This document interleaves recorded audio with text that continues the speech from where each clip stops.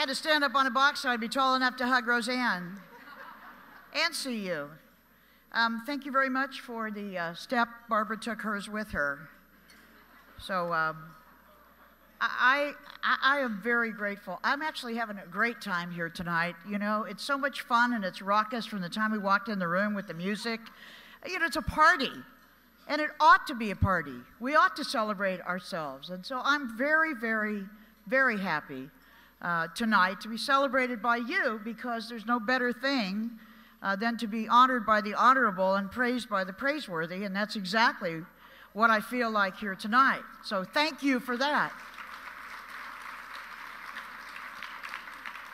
It's been quite a week. This was a wild mood swing kind of week. In California, at least.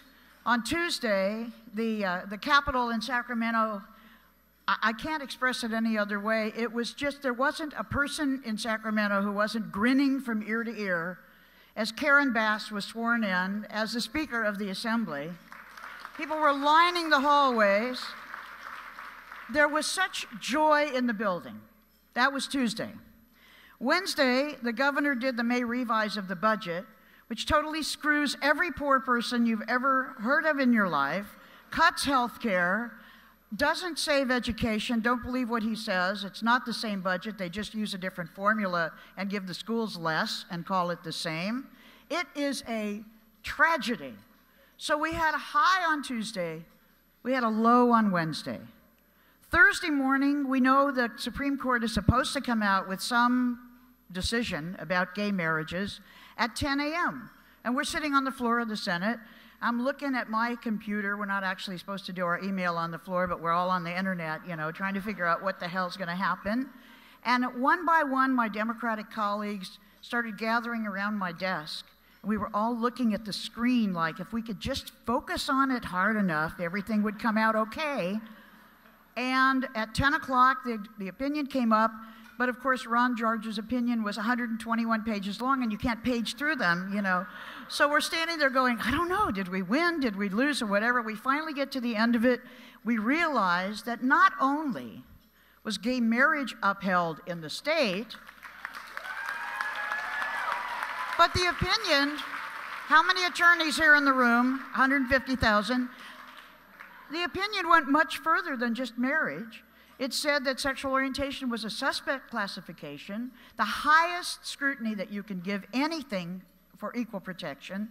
It was the first time in the country that's ever happened. It was an absolutely amazing, eloquent, beautiful, beautifully written opinion. So Tuesday we're up, Wednesday we're down. Thursday we're up.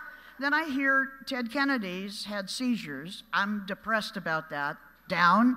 Then I come to this dinner. Up. So it's kind of like my relationship with Jamie Court.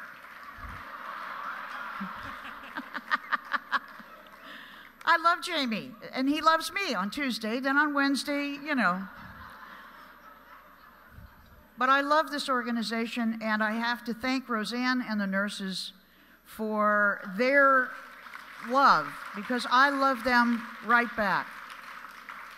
I heard a quote at a dinner, at the Liberty Hill Foundation dinner the other night, that really struck me. I'm not sure I fully grasp it yet, but I want to share it with you.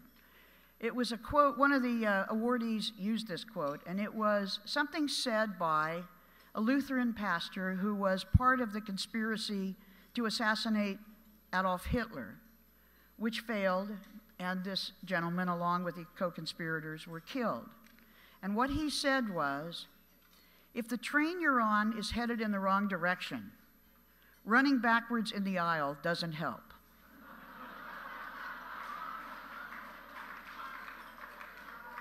And I give that to you because I think you're probably going to use it the same way I am. I tried to figure out, what does that actually mean in terms of the work we do? And I think taking a page from Consumer Watchdog, taking a page from the consumer attorneys, taking a page from the 501c3s represented here in the room, and most especially taking a whole book from the California Nurses Association, it means that you have got to stop the train. You have got to get off the train. You have got to turn the train around. It's hard.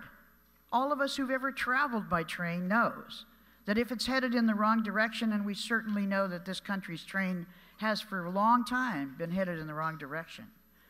But because of this work that we get to do, and there's no greater privilege than being an elected official in this state. There's no greater privilege than being at the table.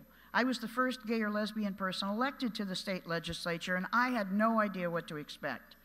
I thought, you know, we'd never even won a primary, much less winning an election.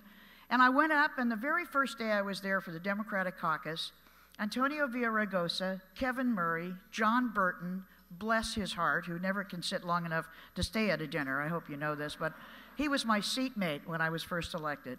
That was a great experience.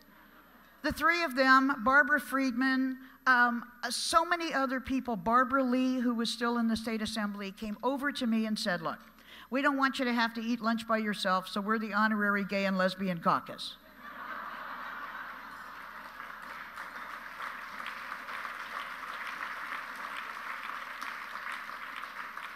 And that's really what it's been like. It has been so emotional. This is the most emotional, personal, intimate job I've ever had. I know when my colleagues are in the hospital. I know when their parents die. I know when they have a sick child. When my father died, Pete Knight was the first person to walk across the room and tell me he was sorry. Pete Knight, who doesn't even think gay and lesbian people are human. I don't mean this as a joke. I mean it's a very engaging job. Very much like when we heard from Herb. You can tell doing litigation is not a dry job.